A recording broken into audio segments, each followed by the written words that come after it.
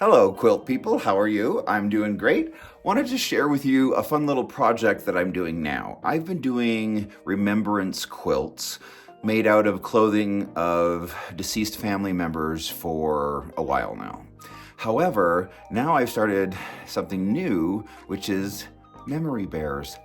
How cute are they? So I had a friend recently whose mother passed. And he had her old gardening sweater that he really associated with her. And she loved gardening. And every time she would garden, she would wear this green sweater. And so he wanted me to not only make two lap-size quilts out of like clothing and bedding and things that he had ever since childhood, but then we got to talking about he really wanted to do something special with this green sweater. And so ultimately we decided that a memory bear might be the best thing. So I made one, and I'm having to make them kind of small because you can see them back there. Over there! The normal size.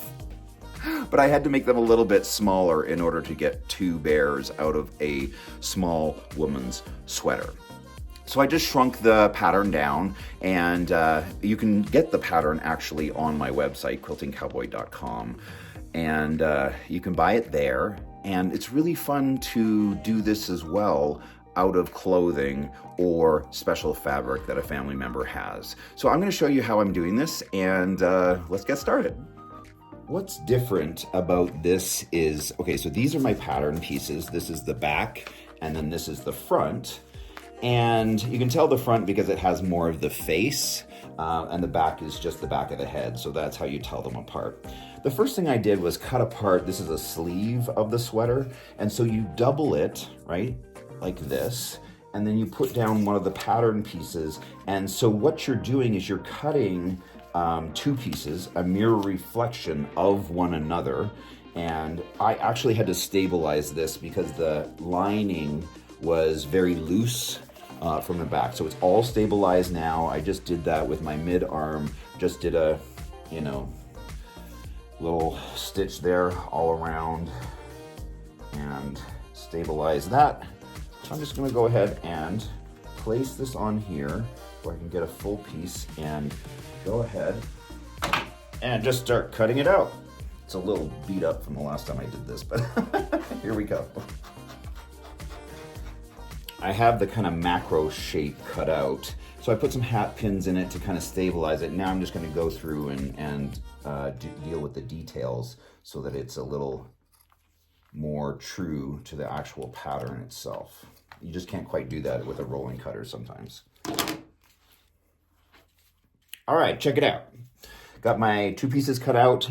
Be aware there are a few darts here you have to take care of. There's two, like one in the butt on both of them, and then one on the mouth on the face piece. So just be careful of that. Now I can take this out and shablam. I have two mirror images. Doesn't look like much now, but hold on. Put those aside. And then the part with the face, same thing. Here we go. And so you end up with 4 pieces, okay? That's the initial first step. Once your pieces are cut out, on the face, right? So this is the back of the head parts. We don't want that. We want the face-to-face bits. And the first thing we're gonna do is close up the dart in the butt, sew that along there, and then do the same on the other piece.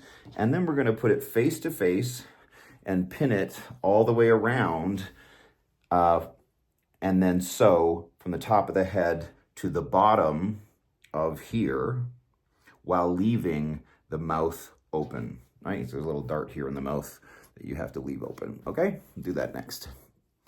The dart in the butt is sewn. Now I'm gonna put them face to face and just pin it all the way around, because what we're gonna be focusing on really is from the top of the head to the dart that we just did. So I'm going to go ahead and just pin that really quickly and then sew that up. That's done. It's sewn from the top here, just behind the ear, to the bottom now. And I am going to address the mouth dart next, right? Because the mouth is womp, womp, womp. It's open here. So let me just do that. And doing the mouth dart is a little bit different because, let's turn his face inside out. Look, he's starting to look like a bear. So from here, right, this is the front, but go to the back and lay his ears, right, side to side. Lay his ears side to side, and then you're going to do a round stitch around here just to close the mouth dart and to give him his nose here a little bit of an expression. Okay, so just a circular pattern around here. Eyes are side to side, ears are side to side. Okay, mouth is done. That's done in a semicircle. Now his face should be starting to come together. Look at that. All right, gonna put him aside. Grab the other two pieces and start on that butt dart as well. So put that face to face and then just sew that up. Same process after you've done the back butt dart, then put them face to face, pin them together, and sew from the top of the head just behind the ear down to the butt dart. But this time you're going to want to leave a significant space opening because this is going to be your opportunity to actually stuff it. Right? So start behind the ear, come down, leave a couple of inches open, and then finish it all the way down to the bottom. That is done. And so now I can take the back pieces and kind of open them up. Right? This is the back of his head. This is his back where the stuffing is going to go. And that is his butt down here. Now, you got to put him face to face, right? Like this. And then pin them and sew them all the way around. That's kind of the trickiest bit, but pin it really good. All right, again, it's face to face. So you have this like this, and you're just gonna sew all the way around, leaving the little darts in the feet open. That's the last thing we'll kind of do. This is what he looks like fully pinned together, right?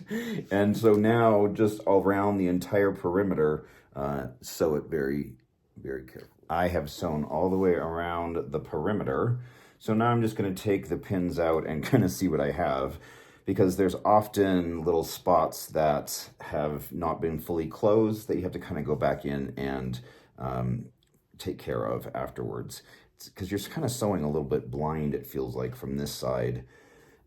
Anyways, let me turn it inside out and see what I have. All right, remember that hole we left in his back?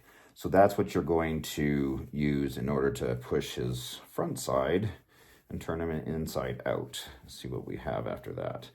Sometimes it takes a little bit of doing, especially with the arms and legs.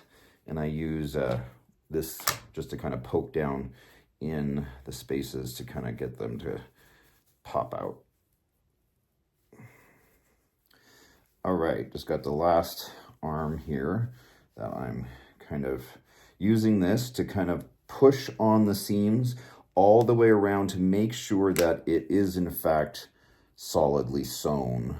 I have noticed that like here, it caught the lining, but it didn't actually catch the knitted part. So I need to close that up.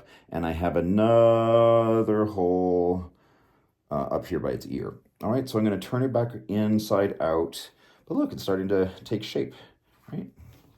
Turn it back inside out. I'm going to deal with the foot darts and these couple of holes. Taking care of those couple of holes, now I have the foot dart, which is addressed as the same way as the mouth, where you kind of pull these two sides apart and then sew it across this way just to give the foot a little more of a 3D kind of texture, right? So it looks like that, and you just open it up and do the same thing as you did the mouth treatment, where you're gonna sew it across that way. So for the eye, you just find where it feels appropriate on the bear and then push it through the fabric. All right. And then you have these backings, and they come in two sizes, small and large. I'm just going to grab one of the small ones and put it on the back. That one's broken. Okay, so what you do if you haven't seen these before is the eye looks like this, like a little screw, and it has a back, and then you have the backing, and then you just put it together, and locking this in makes it childproof so that if it gets pulled on, this backing keeps it in place. So I'm gonna just go ahead and put this on the back here. Voila, one eye. Let me grab another small green one and put that one on as well. Look. So I stuffed him and then sewed up the back, and that's it. Now I might put a little outfit on him or something. I'm gonna call him Minnie and Mo. This is Minnie, obviously. This is Mo. So that's it. If you go to quiltingcowboy.com and then go to the shop tab, you'll see the stuffed dog toy pattern. And so it has all of this on there for you. But I hope that this was helpful. It's a super fun project, and I hope that you're doing well. Talk to you soon. Bye.